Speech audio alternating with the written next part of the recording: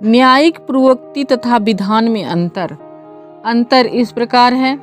First, न्यायिक पूर्वोक्ति न्यायाधीशों के निर्णय के फलस्वरूप अस्तित्व में आती है एवं विधान का निर्माण विधान मंडल द्वारा किया जाता है। अतः विधान में वैधानिक नियमों की रचना होती है, जबकि न्यायिक पूर्वोक्तियों से न्यायाधीशों द्वारा निर्मित निर्णय विधि की रचना होती है।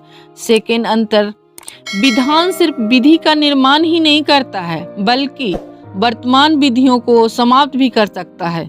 अतः विधान में विधियों को निराकृत करने की क्षमता होती है एवं न्यायिक पूर्वोक्ति में प्रचलित विधि को रद्द करने की शक्ति नहीं होती है, चाहे वह कितनी ही अन्यायपूर्ण विधि क्यों न हो। थर्ड पॉइंट, विधि द्वारा विधान निर्मित विधि का सबसे अच्छा गुण यह है कि उसे लागू किए जाने के पहले ही घोषित कर दिया जाता है, जिससे कि जनता को उसके संबंध में पूर्व जानकारी प्राप्त हो जाए एवं न्यायालय उस विधि को परिवर्तित कर सके।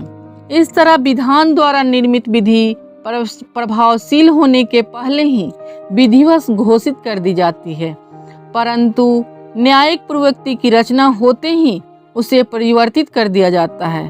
फोर्थ पॉइंट, विधान द्वारा निर्मित विधि सूक्ष्म एवं निश्चित होती है एवं उसे सरलता पूर्वक समझा जा सकता है एवं उसकी व्याख्या भी सरलता से की जा सकती है, परंतु पूर्वोक्ति में निहित सिद्धांतों को खोजने के लिए असंख्य न्याय पत्रिकाओं का अवलोकन करना आवश्यक होता है। फिफ्थ अंतर, विधान द्वारा उन मामलों के लिए भी नियम बनाए जा सकते हैं जो घटित नहीं हुए हों, परंतु निर्णय विधि में यह संभव नहीं है।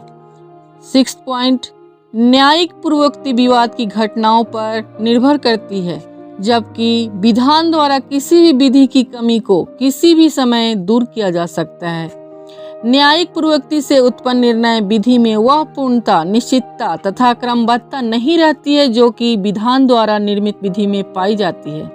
सेवेंथ पॉइंट, विधान द्वारा निर्मित विधि निश्चित होती है क्योंकि उनके नियम स्पष्ट भाषा में प्रस्थापित किए जाते हैं तथा न्यायालयों के लिए इन विधियों का पालन करना आवश्यक होता है, परंतु निर्णय विधि घटना विशेष से उत्पन्न होने के कारण उसमें परिवर्तन के अनुसार परिवर्तन करना आवश्यक हो जाता है। 8th पॉइंट, विधान द्वारा निर्मित विधियां उचित विचार विमर्श एवं विशेषज्ञों की राय जान लेने के बाद बनाई जाती है, परंतु पूर्वोक्तियों से उत्पन्न विधि में उन प्रभावोत्पादक तरीकों का अनुसरण नहीं हो पाता है। इसलिए निर्णय विधि की तुलना में अधिनियमित विधि अधिक प्रभावकारी होती है। 9th पॉइंट, विधान द्वारा किया जाने वाला विधि निर्माण का कार्य शक्ति के पृथक्करण के सिद्धांत के अनुकूल है, क्योंकि विधान मंडलों का कार्य विधि का निर्माण करना है, परंतु न्यायिक पूर्वोक्ति से उत्पन्न विधि का निर्माण तथा परिवर्तन दोनों न्यायाधीशों द्वारा ही किया जाता है। परिणाम स्वरूप इसमें किसी भी प्रकार का कार्य विभाजन नहीं होता है, इसलिए यह शक्ति पृथक्करण के सिद्धांत के विपरीत है। 10th पॉइंट, समाज के सामान्य मनुष्यों को विधान द्वारा बनाई गई विधियों की जानकारी प्राप्त करना कठिन नहीं होता है, जबकि निर्णय विधि पूर्वोक्तियों पर आधारित होने की वजह से इसके बारे में जनसाधारण को जानकारी प्राप्त करना कठिन होता है। 11th पॉइंट, विधान द्वारा बनाई गई विधि नैसर्गिक न्याय के इस सिद्धांत के अनुरूप है कि परिवर्तित किए जाने से पूर्व संबंधित विधि की जानकारी न्यायालयों एवं जनसाधारण को करा दी जानी चाहिए, परंतु पूर्वोक्ति द्वारा निर्मित निर्णय विधि का परिवर्तन भूतलक्षी प्रभाव रखता है।